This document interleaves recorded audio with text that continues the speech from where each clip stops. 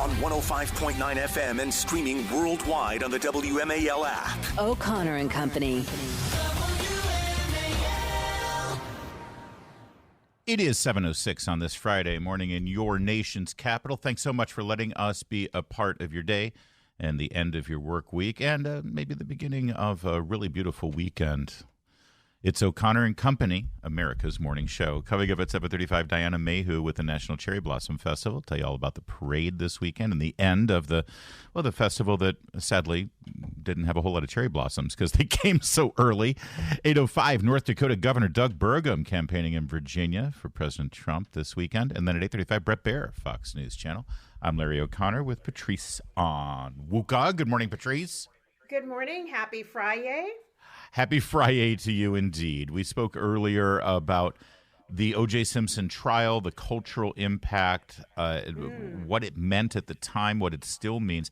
Here's a quick clip of a juror after the fact sort of talking about the reality of the situation, that they knew he was guilty, but the jury nullification process was activated to send a message to society about systemic racism. Do you think that they're members of the jury that voted to acquit OJ because of Rodney King? Yes. You do? Yes. How many of you think felt that way? Oh, probably 90% of us. 90%? Did you feel that way? Yes. That was payback. Uh-huh. Payback. Eric Shawn, senior correspondent with Fox News Channel, covered the trial. Eric, I was reflecting on the time. I lived in L.A. at the time, and no one can grasp. I know it was a cultural moment and a societal moment and captivated the country and parts of the world, but unless you were in L.A., you will have no idea how it affected that town and what was going on there. Thanks for joining us today. Hey, good morning, Larry and Patrice. Wow, that is some sound. What a shame. Yeah. I understand that view. But what a shame to have that happen, have the jury infected with that. Well, I mentioned this earlier, that in the name of justice, people have embraced injustice. We don't celebrate and exercise a gross miscarriage of justice in the name of justice. Otherwise, we can never actually reach justice in our society. That's true, and jurors are supposed to put all these issues outside the courtroom door. They are told that to be impartial and fair and only judge a defendant on the facts. That's every single case.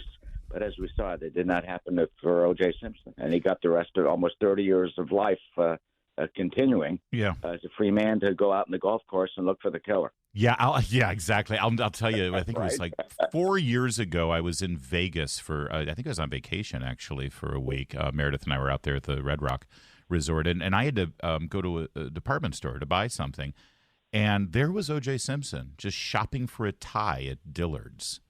And it freaked me out because all I could think of was, this is a man who brutally murdered two innocent people in the most savage way, and he's just walking next to me casually shopping for a tie. What did you see there in the courtroom, Eric, that the rest of the country should know?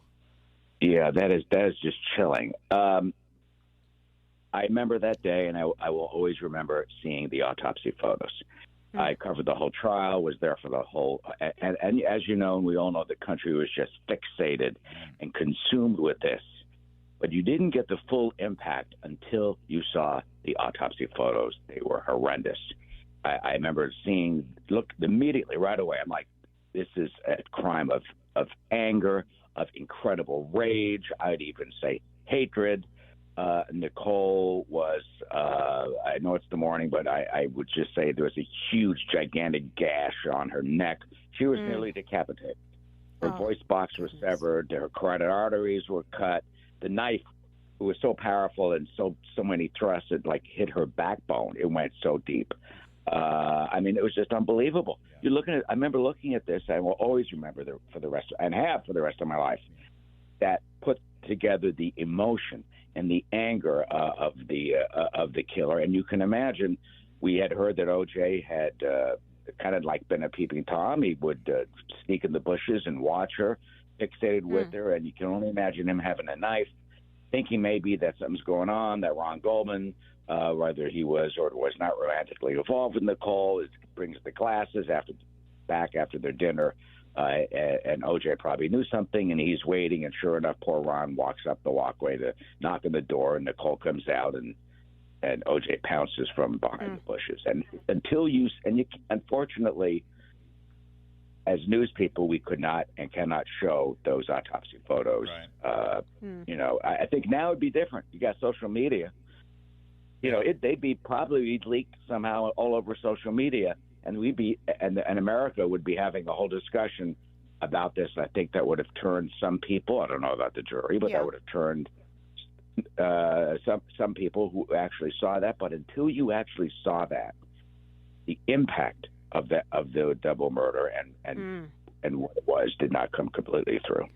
Well, Shawn, we've been talking about how the media was covering OJ's death yesterday, giving him a brand new shine. Like he was America's, he was the embodiment of the American dream, and a pesky little trial got in the way. But this was really about, racism, denying a black man a chance.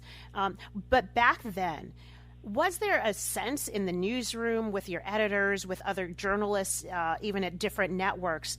We gotta at least present all of the different sides and be fair. Or was there a concerted collaboration to really play up the race element, to play up the OJ is a good guy and he's going up against the system like David and Goliath? Because that makes it.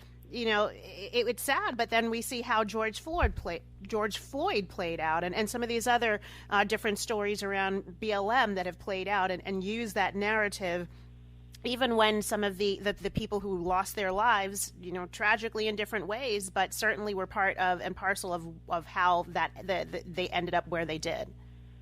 Yeah, that was being reported, of course, at the time. I can't speak for other news organizations, but for us at Fox and for me at Camp OJ, a resident of the Camp OJ, where we right across the courthouse, and in the courthouse, I didn't focus on that at all.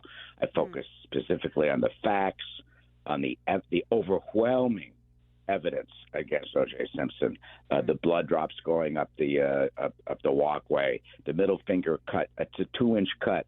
When I always remember imagining grabbing the handle of the Bronco after he killed him, the blood on the middle of the handle, the blood on the console, the blood drops up his house on his floor, the blood found on his socks in his bedroom, et cetera, et cetera. And I tried to keep most of those other aspects out, because I think the facts, as we all know, were just utterly overwhelming against him. But the point you're making, Eric, is this wasn't just some random crime. It wasn't, a mugging or sexual assault gone bad. This was clearly a crime of passion, because only this kind of brutality does one see at a time in a crime, between two people who knew each other, who obviously had this kind of passionate, sort of intense feeling and hatred.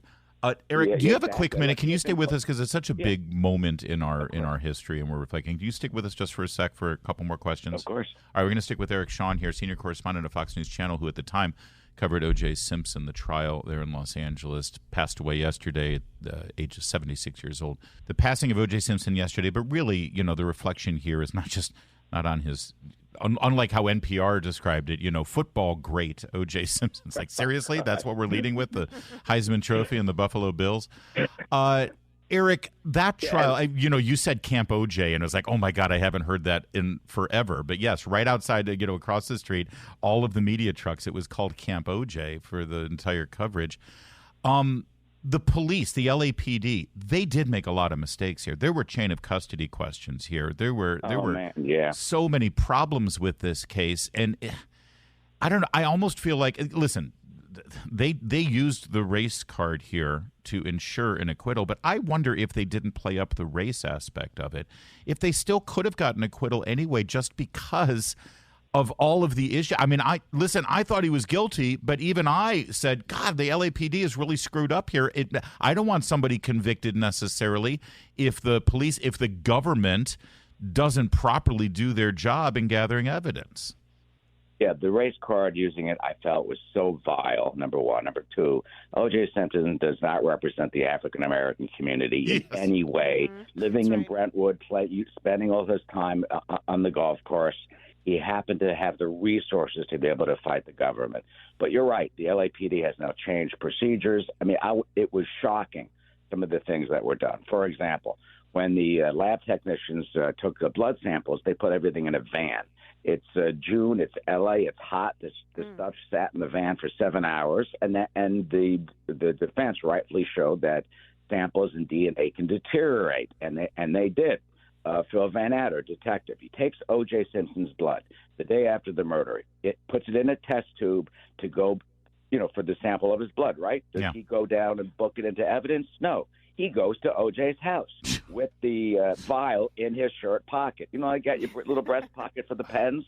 Yeah. He's walking around O.J.'s house with O.J.'s blood in his pocket, not thinking maybe there's something wrong with that. Yeah. And that gave the defense a wide open, run for daylight on that. Yeah, that's again, reasonable doubt. Reasonable doubt. That's all that was needed. Well, what about the prosecution at the time, too, Eric? I've relived kind of what happened through some of the movies and articles that have come out afterwards. But the prosecutors themselves, they had lots of scandals, controversies. Oh, yes. And they themselves, it seemed like they fumbled the ball many times and tried to just prosecute the case. What do you remember, what do you take away from their prosecution?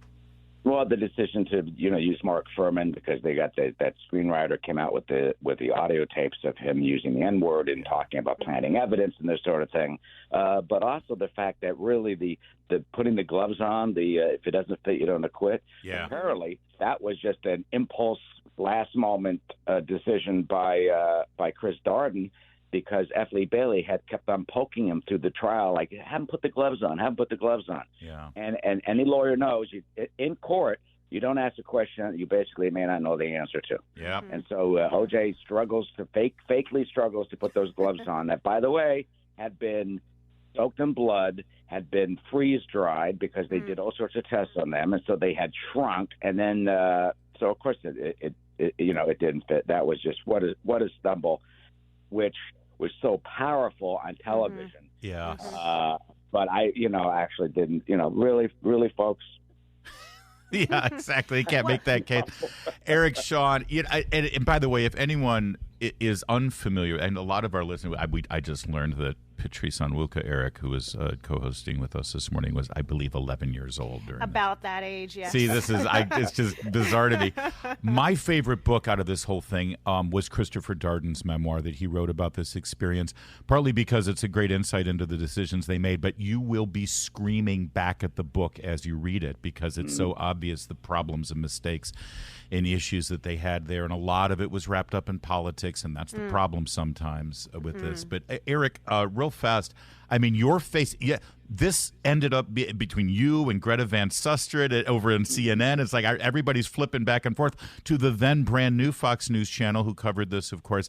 I mean, this became a defining moment. Isn't it weird? I mean, obviously you do plenty still and have done over the course of the last 20 plus years, but this became a story that launched so many media profiles and media careers because you were part of our everyday lives. Were you aware of that at the time when Britt Hume would throw to you during his show? You began to realize it when I would get mail, Eric, Shawn, Camp OJ. Literally. So you probably did feel like you lived there. I know you lived it. We had our trailer, and we had our live shot position, and you kind of lived there, and you realized there was a cultural moment. Yeah, absolutely. After a while, when you were there, and it was just and being in LA, I'm a New Yorker. Yeah. Via Georgetown, and it was just amazing. Tony Curtis twice a night at dinner. Yeah. We'd go to dinner at 8:30 at night. And you can walk into any restaurant and it'll all you at 8:30. Because they go to sleep early to get up to exercise. So we would see Tony Curtis and his big blonde wife, I forget her name, and you get to know him. And that was an amazing experience. And it was a great relief after 12 hours of being down in court. If you go back to L.A., do you get PTSD the second you land at LAX now or drive downtown? I know it was like it was pretty amazing. The jury, by the way, I was in the hotel for 6 months downtown. The jury was 3 floors below me. Wow. I didn't even know it. What type of reporter am I? They did such a good job. Eric Shawn, senior correspondent, Fox News Channel, who we all got to know every single day there with his stand-ups at Camp OJ. Thank you for joining us on this, so much, and hopefully we can turn the page on this whole part of our history a little bit. 7:23. Making sense of your world. Thank you for everything you do for this country. We need more of you. News Talk 105.9 WMAL. Making sense of the news. Now. On 105.9 FM and streaming worldwide on the WMAL app. O'Connor and Company. And it's now 7:37 as we plow our way through this Friday morning, heading straight to the weekend. Coming up at 8:05, North Dakota Governor Doug Burgum will tell you to spend your summer in the northern of the Dakotas. You ever been to a Dakota, Patrice? No, I have not yet. Strangely, most people have been to South Dakota because it's like, yeah, we saw, the, what do you call it? The big statue there, the Mount Rushmore. Mount Rushmore? Every time I start to say Mount Rushmore, I want to say Mount Vernon because, we're here in D.C. Actually, that's what I was, exactly. that was on the tip of my tongue, too. Everybody, thank you, Michael. Mount Rushmore. Go to see Mount Rushmore in South Dakota. I have actually only been to North Dakota. Isn't that weird? I have never been to the Southern Dakota. Anyway. The Dakotas will be well represented here with Doug Burgum joining us at 8:05. And at an 8:35, Brett Baer is going to join us. Right now, though, I'm Larry O'Connor. She is Patrice Onwuka. Yes, and it's a Friday. It is, and it's the final weekend of the Cherry Blossom Festival. So let's get right to it with Diana Mayhew. She is with the National Cherry Blossom Festival. And, how did it go? A pretty good festival, I would think.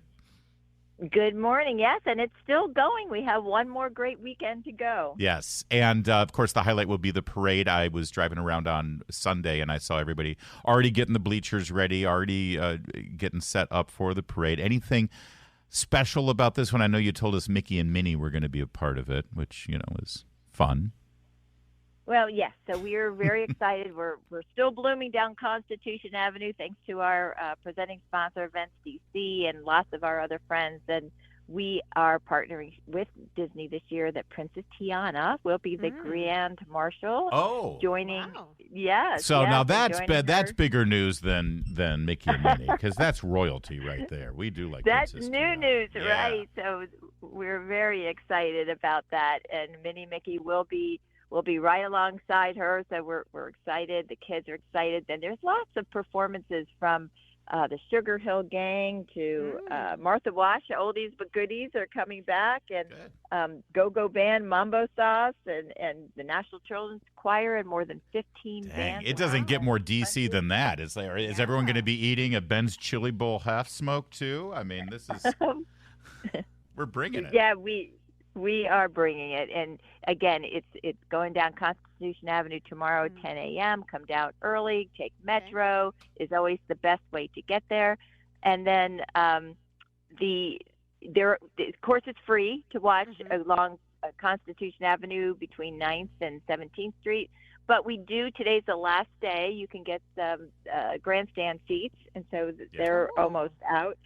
So again, all of that is so much fun, and then you'll see some more familiar faces with the Bachelorettes. Charity Lawson is coming, Miss District of Columbia, Jude Mabon, and so just so much fun. Yeah. Awesome. That sounds like a nice balance of local flavor, local artists with national well-known artists as well. Talk to me, though, about just the whole cherry blossom season. I mean, because of the spectacular spring we had that started with early temperatures so early, I feel like the cherry blossoms peaked pretty soon. But yes, they made an early appearance this year. They made a very early appearance. And then, there's always a guest that leaves too early from the party, right? Well, how have the number of visitors to DC been? Have you seen people kind of a drop off, whereas you expecting a more consistent flow of people, in DC for cherry blossom events leading up to the parade? Well, what has the overall experience been this season? So the funny thing is, although they came out early, which was in a way a blessing because it brought a lot of people down for that first weekend that we weren't even planning to be out there yet. So and then the weather got very cool. So cool, and it kept them on for 3 entire weekends and 2 full weeks. So that was a pretty long time that we all got to enjoy it. It overlapped between the opening weekend, then the Blossom Kite Festival had more than 50,000 people down there, spread out, not even including those that went to the tidal basin. And we wound up having more than 100 performances over 16 days at the on the ANA stage at the welcome area with the Park Service. So it all worked out well. I think during this entire festival, I think there was about 6, maybe 7 rain dates in the 4 weeks. But that's not bad. And it didn't shut anything down really. Because they were mostly during the weekdays. So we've been really blessed, and the attendance was probably on par, if not more, than past years. The next few weeks we'll get all those metrics, but the city is hopping. The restaurants are doing well. We're getting feedback from the hotels. It's all good. Well, and I missed the 10K last week, but I'm going to do the 10K next year. But boy, oh boy, did you not have perfect weather for the 10K too. As a runner, that was the perfect way to run a 10K. And it should be noted, Patrice, that O'Connor and Company, our team here every morning on WMAL, is well represented in the parade, because our own Eileen Whalen, who does our weather every morning, she will be there in the parade proceedings as well. So that's she's one of the hosts along with Robert Burton, and then Victoria Sanchez on the street, Carson Kressley.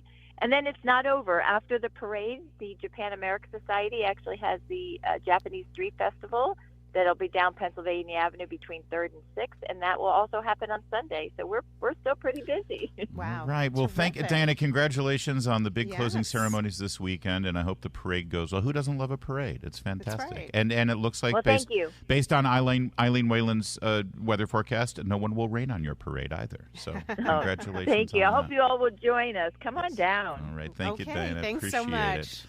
It's 7:43. By the way, Patrice, you heard Sugar Hill Gang is going to be there. I did. Right? That was the first in the lineup I saw. Right.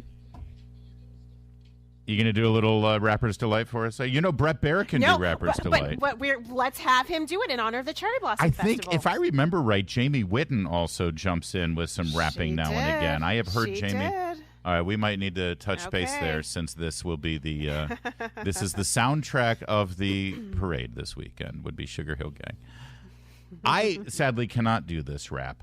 I can do the from the musical Evita. I can do all of the Che Guevara lyrics. He doesn't have any rap. I can do some really of Hamilton. Rap, though, Larry. Okay. Well, okay. Is Hamilton rap? I could do some of Hamilton's raps.